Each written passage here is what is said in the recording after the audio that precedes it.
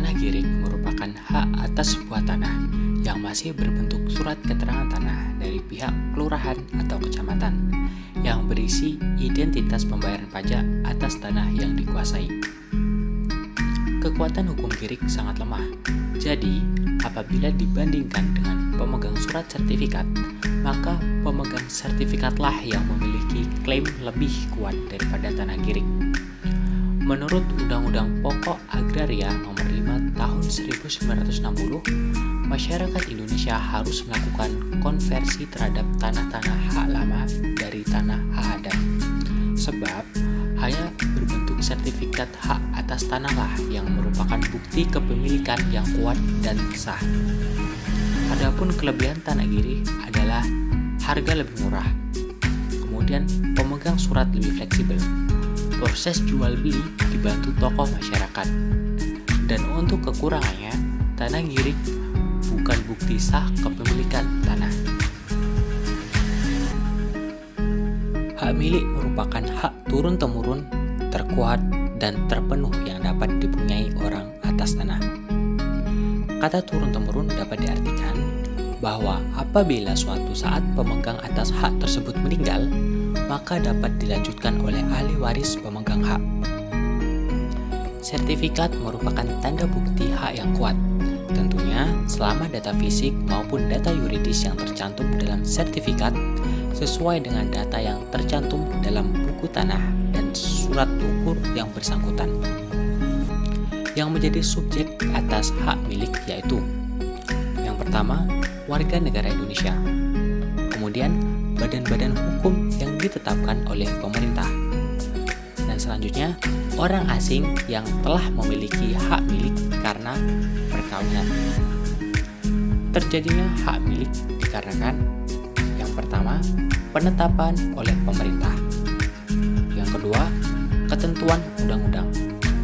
Adapun terjadinya hak milik menurut hukum adat dapat terjadi dengan cara membentuk tanah baru. Untuk hapusnya hak milik dikarenakan tanah jatuh pada negara, karena pencabutan hak untuk kepentingan umum, penyerahan dengan sukarela oleh pemiliknya, karena ditelantarkan, dan karena tanahnya musnah.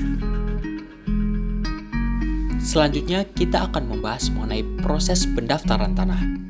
Yang pertama adalah menyiapkan surat di kantor kelurahan seperti surat keterangan tidak sengketa, riwayat tanah, dan lain-lain. Kemudian mengurus berkas ke kantor pertanahan.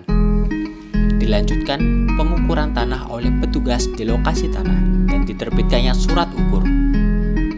Kemudian penelitian oleh petugas yang dilakukan oleh panitia adjudikasi. Setelahnya diumumkan data yuridis di kelurahan dan BPN selama 40 hari dan terbitlah SK hak atas tanah. Setelah terbit SK, dilakukan pembayaran bea perolehan hak atas tanah. Dasarnya adalah NJOP dan luas tanah. Kemudian pendaftaran SK hak atas tanah, dan pada akhirnya akan terbitlah sertifikat. Setelah kita mendapatkan sertifikat, kita bisa mendapat banyak keuntungan dengan memiliki hak milik. Seperti yang pertama, hak milik merupakan hak atas tanah terkuat. Kedua, jangka waktu tidak terbatas sehingga pemilik tidak perlu memperbarui hak atas tanah secara berkala. Ketiga, pemilik tanah memperoleh kekuasaan penuh. Dapat diwariskan. Atraktif di mata investor properti karena dengan hak milik maka pemilik tidak perlu mengeluarkan biaya untuk perpajakan hak. Lebih mudah dijadikan jaminan atas kredit pinjaman. Mendapatkan ganti rugi dari pemerintah jika tanah akan digunakan untuk pengadaan tanah untuk kepentingan umum. Sebagai gantinya, negara akan memberikan ganti kerugian berupa uang kepada pemilik yang sesuai dengan nilai tanah atau properti yang diambil. Keuntungan selanjutnya memberikan kepastian dan